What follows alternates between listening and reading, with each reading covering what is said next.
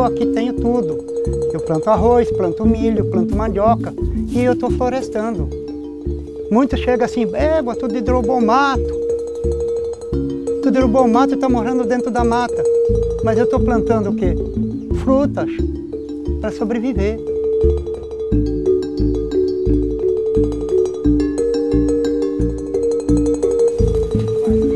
Antes, logo que eu comecei aqui, a maioria dos assentados achava que era até, como se diz, uma besteira que eu fazia, esse negócio de reflorestar, sabe? Mas hoje em dia, pelo que eu fiz até agora, e o que eu estou fazendo, esse reflorestamento, e o apoio que a gente já está tendo, e a condição que dá para a gente sobreviver e não degradar da terra do jeito deles, eles já voltaram a fazer o mesmo que eu estou fazendo, porque estão vendo que tem um resultado. Tem desmatamento de vários tamanhos, então tem desmatamento também em áreas menores. Parte disso acontece nos assentamentos de reforma agrária. A parte de fiscalização foi mais branda, bem mais branda nessas áreas menores. Proporcionalmente, o desmatamento nessas áreas menores passou a ser mais importante do que era no passado. A gente entendeu que, por exemplo, o desmatamento não é igual em todos os assentamentos têm várias modalidades, né?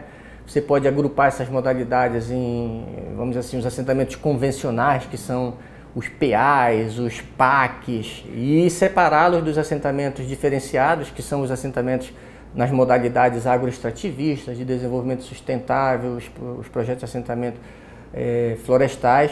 É bem diferente, com uma contribuição maior dos assentamentos convencionais.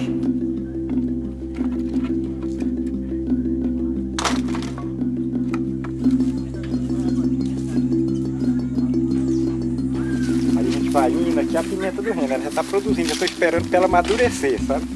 Essa é nova, essa pimenta aqui está com 1 ano e 6 meses. Aí aqui já é o pimental produtivo. Essa daqui já está com 2 anos e pouco, vai fazer 3 anos já. Não tem como negar a eficiência que as políticas tiveram para jogar uma taxa de desmatamento anual na Amazônia em torno de 19 mil km² por ano, né?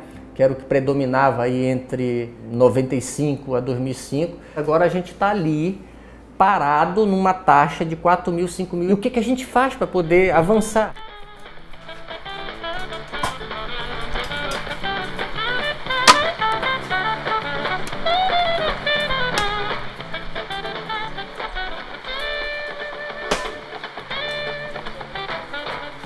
Eu tenho degradado até agora, que eu tenho direito a 16 a 17 hectares aqui para desmatar, mas eu só tenho desmatado até agora 8 hectares. E essas 8 hectares estão quase todas 8 recomperadas, com reflorestamento, com cupuaçu, bacaba, mogno, andiroba. Apesar de você ter mais de 3 décadas de pessoas morando efetivamente na área do assentamento, você ainda tem uma situação desfavorável, principalmente no aspecto da regularização fundiária, que é uma questão fundamental, né, para a família permanecer no lote, que é o acesso à documentação da área.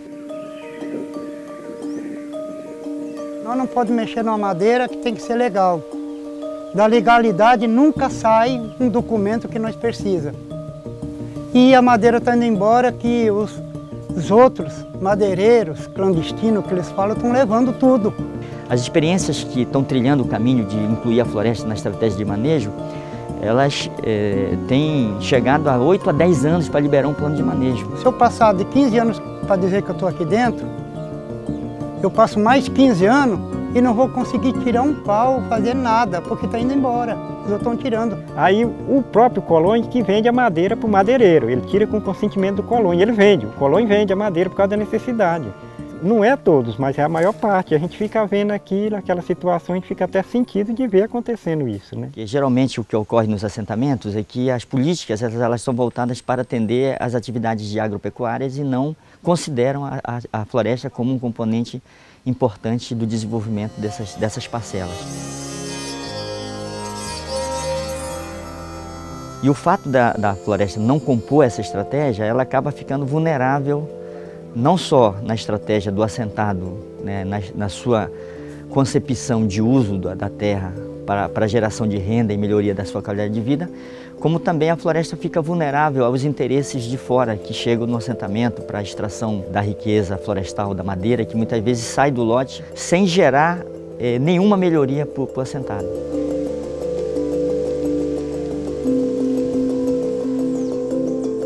uma questão central que nós percebemos é a importância que a assistência técnica em extensão rural vai ter na transição produtiva, ou seja, você passar desses sistemas de produção que predominam dentro dos assentamentos de reforma agrária, que são extremamente de baixa produtividade, para produção mais intensiva, baseada na agroecologia.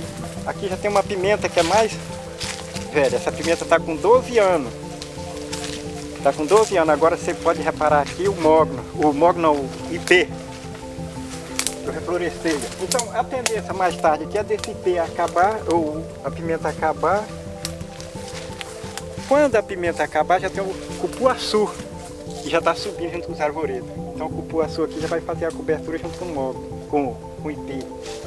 Acessando os benefícios, é possível, com esses recursos e essas condições, as famílias desenvolverem o lote considerando a estratégia da floresta nessa perspectiva de desenvolvimento da parcela, e ao mesmo tempo você contribui efetivamente para que a família permaneça no lote.